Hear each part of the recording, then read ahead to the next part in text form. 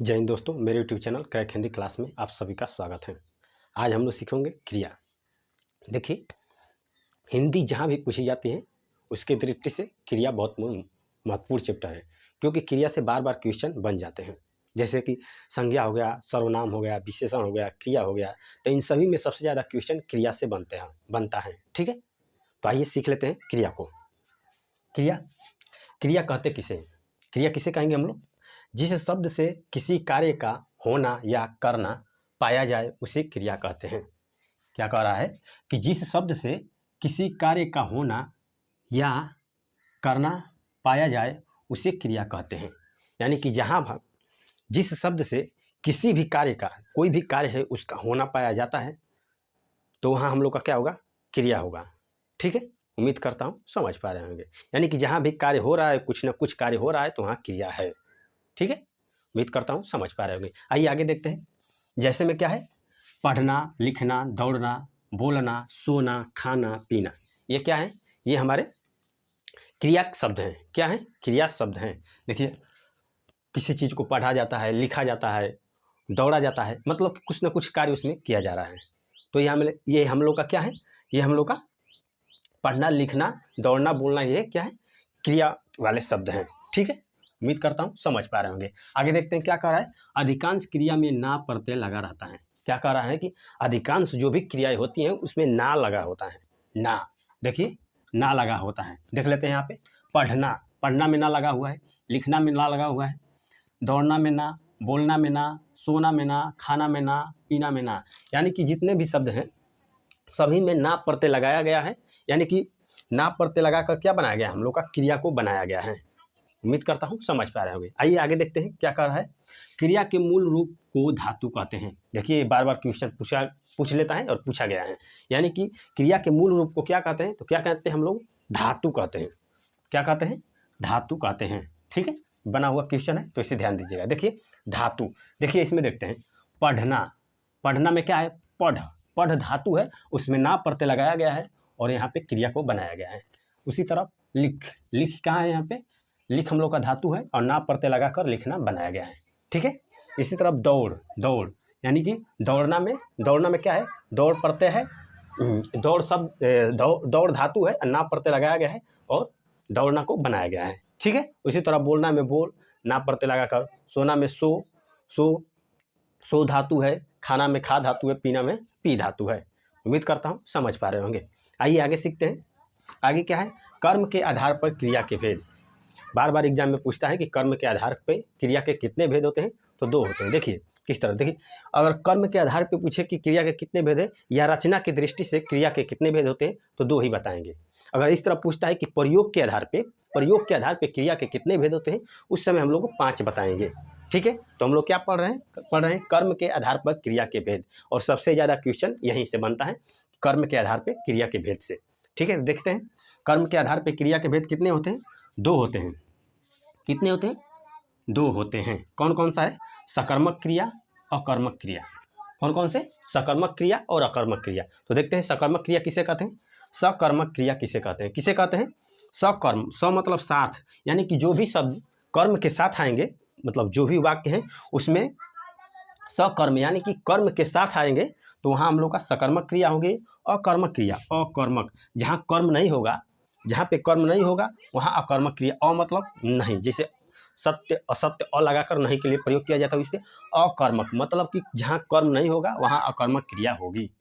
उम्मीद करता हूँ समझ पा रहे होंगे। आगे देखते हैं सकर्मक क्रिया के 2 भाग होते हैं। सकर्मक क्रिया के कितने भाग होते हैं? 2 होते हैं। कौन कौन सा होता है? एकर्मक क्रिया होती है, द्विकर्मक क्रिया होती है।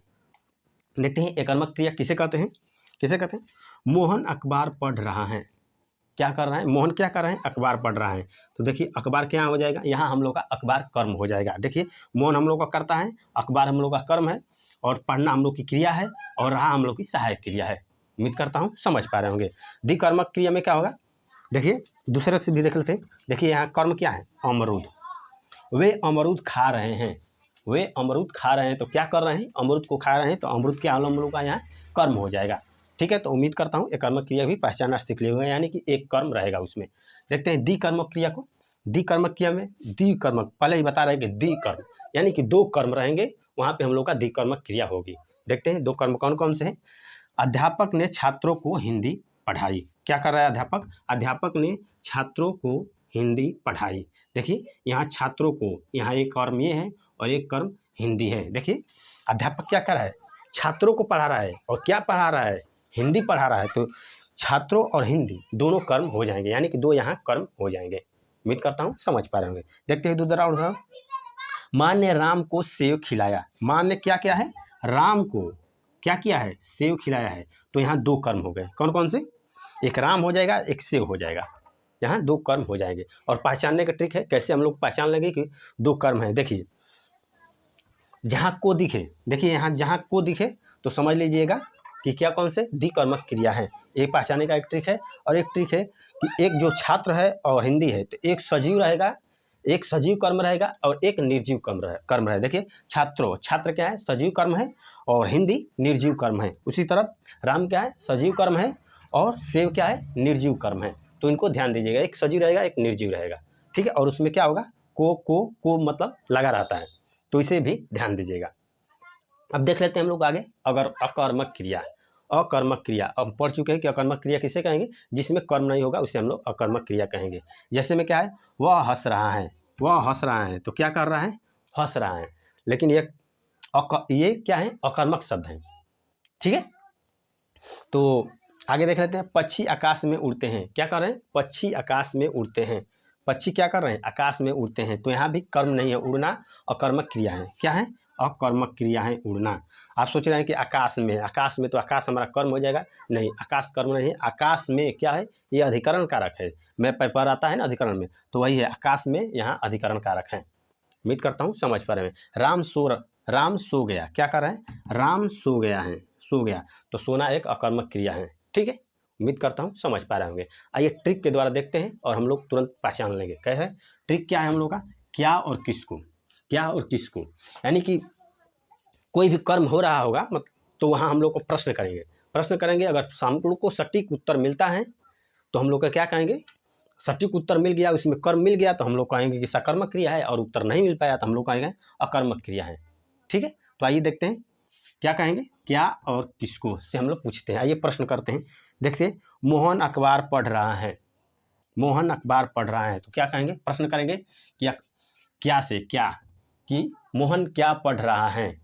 प्रश्न किया हम लोगों के, मोहन क्या पढ़ रहा है तो क्या पढ़ रहा है? उत्तर मिला कि अखबार पढ़ रहा है। फिर प्रश्न करेंगे कि किसको पढ़ रहा है। मोहन किसको पढ़ रहा है तो किसको पढ़ रहा है? अखबार को पढ़ रहा है। किसको पढ़ रहा है? अखबार को पढ़ रहा है। तो उत्तर हम लोग का दोनों तरफ से मिल गया। उसी तरफ देखेंगे, वे सब अमरूद खा रहे हैं। तो फिर कहेंगे कि प्रश्न करेंगे वे सब क्या खा रहे हैं तो क्या खा रहे हैं? अमरूद खा रहे हैं। फिर प्रश्न करेंगे कि किसको खा रहे हैं। वे सब किसको खा रहे हैं तो किसको खा रहे हैं? अमरूद को खा रहे हैं। तो हम लोग का दोनों तरफ से उत्तर मिल रहा है। तो हम लोग का क्या हो जाएगा? सकर्मक क्रिया हो जाएगी। तो इसी तरफ हम लोग अपना क्वेश्चन बनाएंगे, क्या और किसको कहकर सकर्मक और अकर्मक को पहचानेंगे। देखते हैं यहाँ पे अकर्मक क्रिया को कैसे पहचानते हैं। वह हंस रहा है, प्रश्न कर रहे हैं, मतलब क्या है? वह हंस रहा है। और हम लोग प्रश्न कर रहे हैं कि क्या हंस रहा है।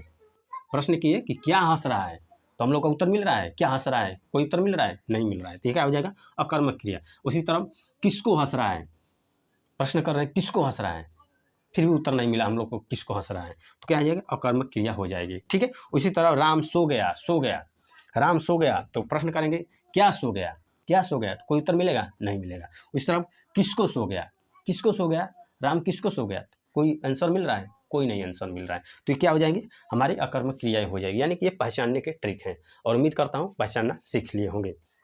आइए आगे देख लेते हैं। देखिए क्या लिखा है? सोना, हंसना, रोना, दौड़ना, उड़ना, चलना, जाना, आना, ठीक है। तो ये अकर्मक क्रियाएं हैं, तो इसे ध्यान दीजिए। देखिए सकर्मक अकर्मक में सबसे ज़्यादा क्वेश्चन अकर्मक से बनता है, यानी कि क्रिया में सबसे ज़्यादा क्वेश्चन अकर्मक से पूछता है, क्योंकि ये अकर्मक शब्द है, अकर्मक ये शब्द हैं। तो हम लोग को अगर याद रहता है डायरेक्ट ये अकर्मक शब्द को, तो हम लोग तुरंत अपना क्वेश्चन बना लेंगे और पहचान लेंगे, ओ ये तो अकर्मक शब्द है, तो तुरंत हम लोग पहचान लेंगे कि ये अकर्मक है। उम्मीद करता हूँ समझ पा रहे होंगे और इसे ध्यान दीजिएगा।